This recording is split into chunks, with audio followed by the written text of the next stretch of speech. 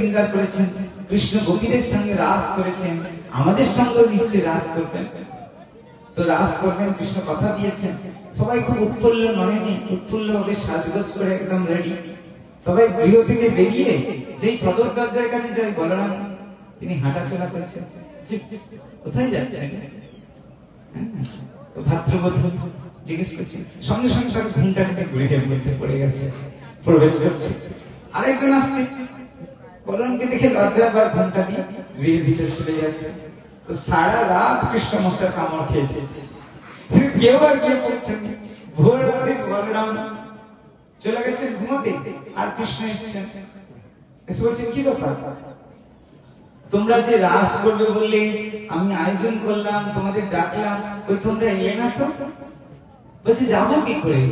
এখানে যে বলদাও ছিলেন, ভাসুরকে উপেক্ষা করে কি আপনার কাছে যাওয়া যাবে? তা আমাদের সম্মান মাটিতে মিশে যাবে।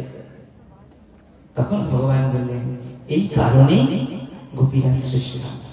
কেননা গোপীরা আমার বংশীর ধ্বনি শুনে যখন বংশীবটে এসেছিলেন, তাদের গৃহ, পরিবার, সন্তান, পতি সবাইকে ত্যাগ করে আমার স্থানে এসেছেন। আজ তোমরা আমার কাছে আসবে, তোমাদের নির্দিষ্ট পতির কাছে আসবে, কিন্তু সামান্য লোক লজ্জা এবং বলরামের ভৎসনাকে উপেক্ষা করতে পারোনি। তাহলে কি করে তোমরা রাসের সুখ আস্বাদন করবে? তাই ব্রজ গোপীরা সর্বান্তকারী সৃষ্ট। ভগবান মহিষীদের সামনে ব্রজগোপী সম্মান স্থির করলেন। মহিষী বুঝতে পারলেন